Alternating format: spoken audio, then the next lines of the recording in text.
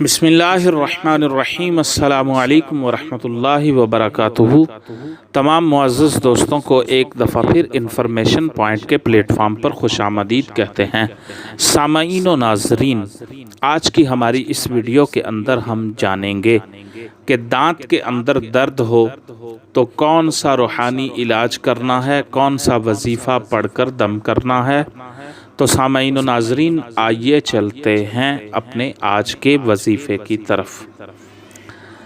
ایک کتاب ہے بیمار عابد، جسے مکتبۃ المدینہ کراچی نے شائع کیا ہے۔ اس کتاب کے اندر یہ وظیفہ نقل کیا گیا ہے کہ اگر دانت میں سخت درد ہو تو باوضو سورہ قریش 21 بار پڑھ کر نمک پر دم کر لیجئے اور وہ نمک درد والے دانت پر ملیے اور دانتوں کے درمیان رکھیے۔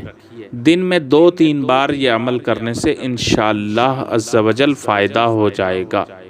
بیمار عابد نامی کتاب ہے، مکتبۃ المدینہ کراچی سے شائع ہوئی ہے۔ اس کے اندر یہ وظیفہ نقل کیا گیا ہے کہ اگر دانت میں سخت درد ہو تو باوضو حالت میں سورہ قریش، یہ 30ویں پارے کے اندر ہے، قرآن مجید کے 30ویں پارے کے اندر سورہ قریش 21 بار پڑھ کر نمک پر دم کیجئے اور وہ نمک درد والے دانت پر ملیے اور دانتوں کے درمیان بھی رکھیے اور دن میں 2-3 بار یہ عمل کریں۔